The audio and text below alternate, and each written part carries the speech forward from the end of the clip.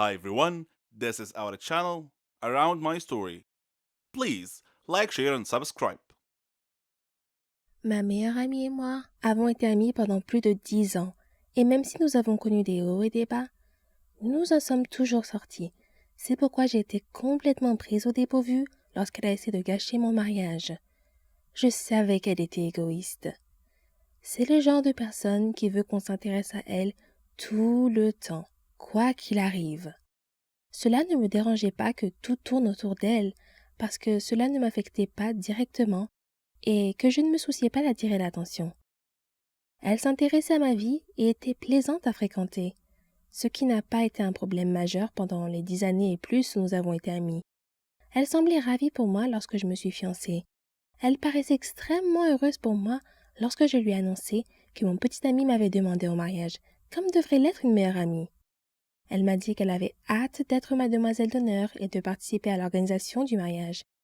Je ne lui avais pas encore demandé officiellement, mais j'ai laissé passer parce que je supposais qu'elle était juste très excitée. Elle a commencé à poser des problèmes dès que je lui ai dit que j'avais réservé une date de mariage. Lorsque j'ai fixé la date du mariage sans la consulter au préalable, elle a eu une réaction étrange. Elle m'a dit qu'elle prévoyait de partir en vacances cette semaine-là et m'a demandé si je pouvais changer la date. Il restait encore 1 an avant le mariage. J'étais très confuse parce qu'elle n'en avait pas parlé avant, alors qu'elle savait que je voulais me marier à cette période. J'ai pensé qu'elle était contrariée parce qu'elle ne recevait pas toute l'attention. Je lui ai même posé des questions à ce sujet, mais elle a insisté sur le fait qu'elle avait décidé de partir en vacances cette semaine-là et que c'était la seule raison. Nous avons fini par trouver une solution, mais je n'en revenais toujours pas. Elle a fait de la vie des autres demoiselles d'honneur un véritable enfer. Les problèmes ne se sont pas arrêtés là. Elle ne voulait pas travailler avec les autres demoiselles d'honneur sur les préparatifs et se disputait constamment avec elles. Elle voulait tout faire à sa façon et prendre les décisions finales parce qu'elle disait que c'était son droit en tant que demoiselle d'honneur. Tout ce que je voulais, c'était que l'organisation soit amusante, et elle gâchait totalement l'expérience pour les demoiselles d'honneur et moi. Elle s'est battue contre moi à chaque étape.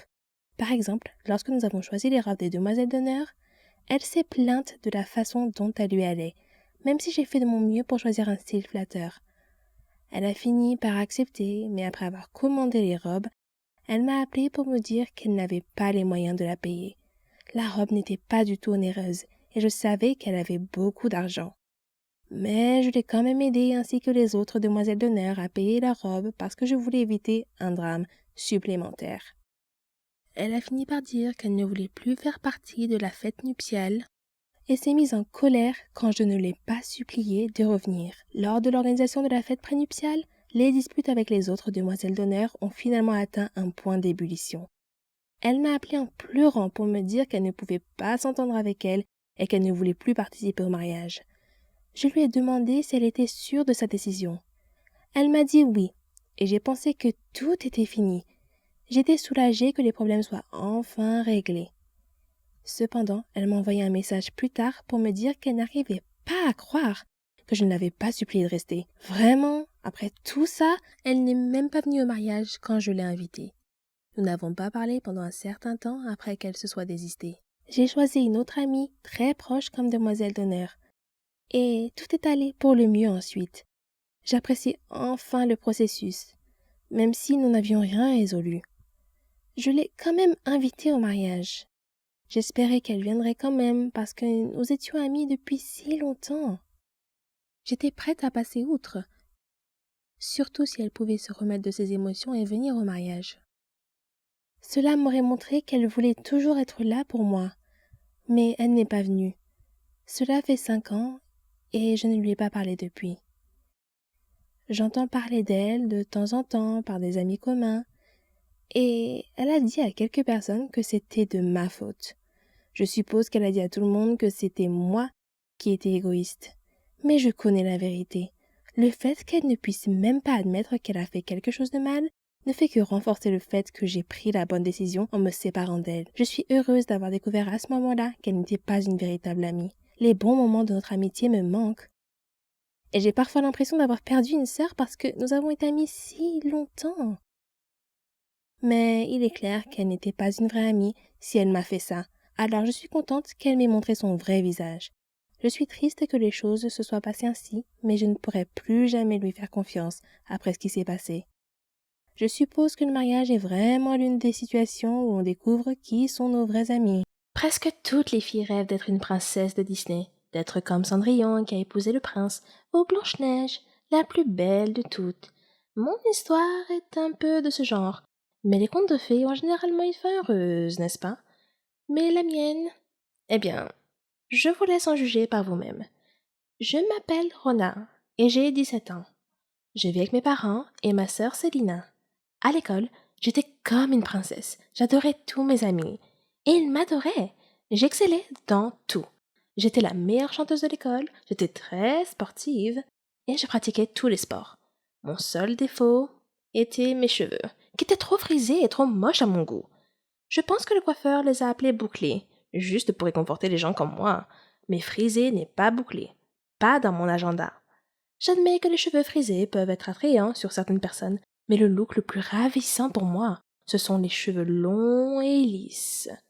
De beaux cheveux raides peuvent rendre n'importe quelle fille belle, même si elle n'a pas de beaux traits.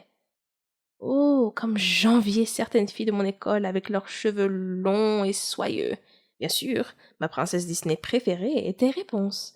Je rêvais toujours d'être elle. À mon avis, c'était la plus belle princesse de l'univers Disney. Les souffrances qu'elle a endurées et le fait d'avoir finalement obtenu ce qu'elle méritait, sans parler de sa chevelure dorée et soyeuse, bien sûr. La façon dont elle brillait au soleil. Qu'est-ce que je ne donnerais pas pour avoir des cheveux comme ça? J'ai tout essayé pour améliorer mes cheveux.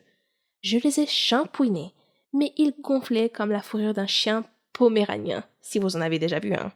J'ai utilisé la crème lissante pour cheveux, mais ils ressemblaient alors à une route pavée avec de la mélasse répandue dessus. J'ai essayé des appareils électriques, mais ils n'ont pas aidé non plus. Ne vous moquez pas de moi. C'est la vérité. Chaque jour, je rêvais d'avoir des cheveux lisses. Puis, un jour, j'ai vu une publicité alors que je discutais avec mes amis. Elle mentionnait un centre de recherche en sciences de la beauté et indiquait que des scientifiques avaient mis au point un nouveau produit capable de transformer en quelques minutes n'importe quel cheveu, qu'il soit bouclé ou frisé, en cheveux lisses et soyeux. Le centre avait besoin de volontaires pour tester le produit devant un public. Je me suis dit, waouh, mon rêve pourrait bien se réaliser et je pourrais aussi devenir célèbre. J'ai immédiatement envoyé ma candidature. J'ai été sélectionnée parmi 3 autres filles. J'étais un peu inquiète parce que l'expérience m'avait appris que les choses ne se passent jamais comme on l'avait prévu. Mais je me suis consolée. C'était un produit simple. Qu'est-ce qui pourrait mal se passer? J'ai fait des recherches sur le scientifique qui allait mener l'expérience. C'était un scientifique célèbre dans son domaine. Son nom était Wilfrid Johnson. Je suis arrivée au studio, le test en direct serait effectué. Ils étaient prêts et m'attendaient. M. Johnson ressemblait à un scientifique d'un dessin animé. Cheveux ébouriffés, blouse blanche trop grande, lunettes d'Harry Potter. Vous voyez le tableau. Il m'a expliqué comment le produit fonctionnait et m'a assuré que tout irait bien. Oui, c'est ça. Comme si je n'avais jamais entendu ça avant. Néanmoins, son discours d'encouragement m'a enthousiasmé. Puis sont sortis les documents juridiques, les clauses de non-responsabilité qui disaient qu'ils n'étaient pas responsables des effets secondaires qui pourraient m'arriver en utilisant leurs produits de beauté. Alors, je les ai signés. Voyant que j'avais l'air dubitative et inquiète, il a tenté de me réassurer en me disant que c'était la routine et que c'était typique de tous les essais cliniques. Cela ne m'a pas rassurée, mais j'ai quand même décidé d'aller jusqu'au bout. J'avais invité mes amis à venir assister à l'expérience. Elle était organisée comme une grande conférence. En plus de M. Johnson, il y avait des journalistes, des photographes et 2 autres médecins dans la salle. M. Johnson a commencé à expliquer le produit pour le bien du public. Je me tenais à l'écart de la scène en attendant d'être appelé. Enfin, ils étaient prêts pour nous et nous ont appelés sur la scène, où nous avons pris place dans leurs fauteuils de coiffure. Des scientifiques ont mélangé divers liquides multicolores dans des flacons de laboratoire sur une table voisine de la scène. Après quoi, M. Johnson a rempli un flacon pulvérisateur du mélange et s'est approché de moi. Il m'a chuchoté à l'oreille que mon nom entrerait dans l'histoire.